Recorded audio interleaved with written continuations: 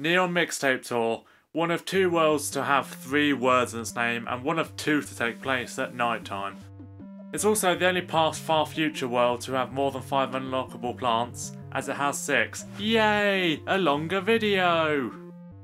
As always, the ranking is based on the plant's strength in its home world, other worlds, sunk cost efficiency, and how well they hold up against similar counterparts. You've probably heard this about 1,000 times by now.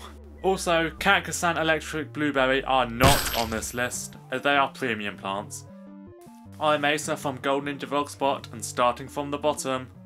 6 is the garlic. I rarely found this plant to be of any use in the first game, and knocking its health down several pegs in the sequel didn't do it any favours. Okay, completely dismissing the plant is a bit unfair because it's the perfect match for the electric current as it forces zombies into the chain, and they keep the current safe.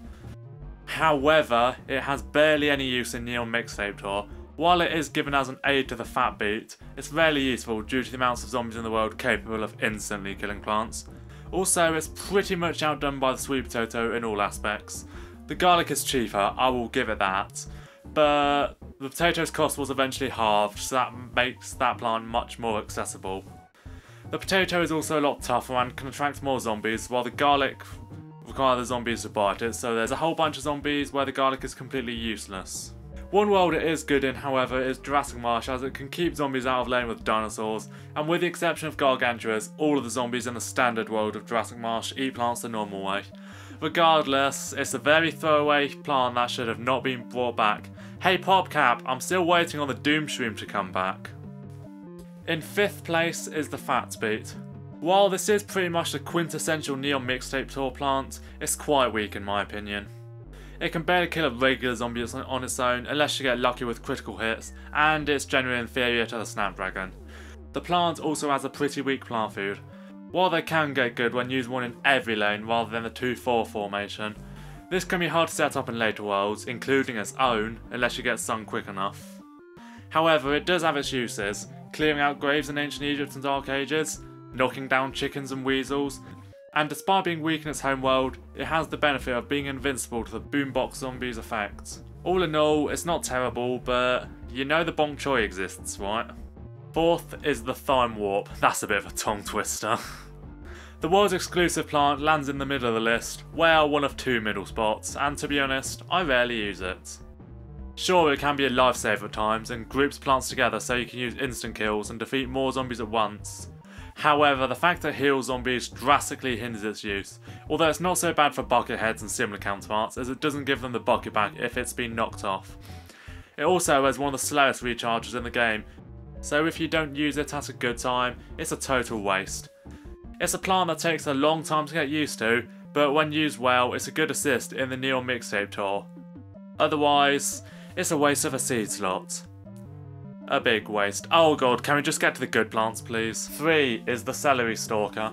The quickest attacking plant in the game is a little unusual to use, but deals devastating damage to zombies close behind it, and it works great with slowing and stalling plants. It's also a pretty sweet Gargantua killer, and remember how hard the Gargs are in this world. His ability to go underground protects him from threats such as glitter zombies. The plant is very cheap, so it's pretty replaceable if it does get destroyed. Its main disadvantage is that it's ineffective against groups of zombies, as if he pops up to attack one of them, he's vulnerable to attack from the zombies in front of him.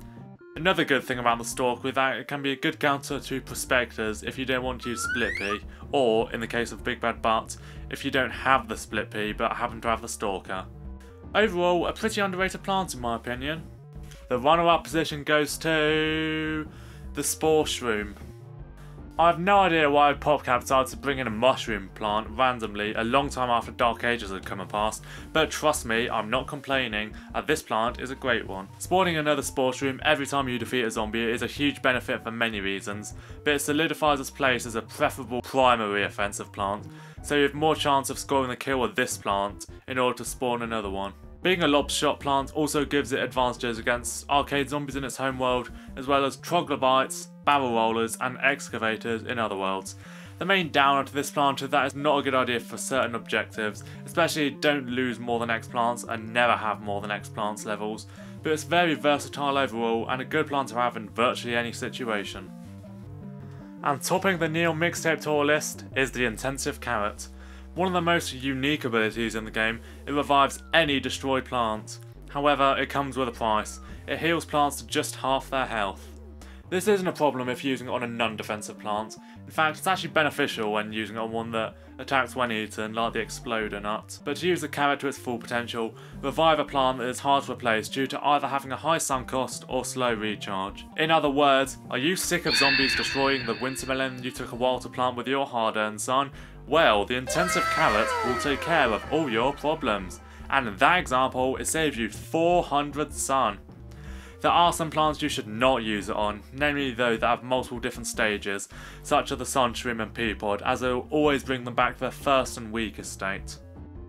Another upside of the plant is that reviving a plant will activate its boost if it's boosted in the Zen Garden. This is obviously good for standard attacking plants, but also works with defensive plants, as the plant food heals them, taking care of the half health issue.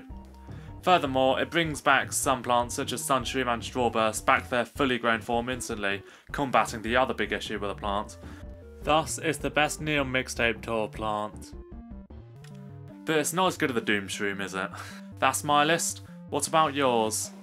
Tell me in the comments below, subscribe if you're new, and don't forget to leave a like. I've been Asa, thanks for watching this video. Now, time for the essential outro.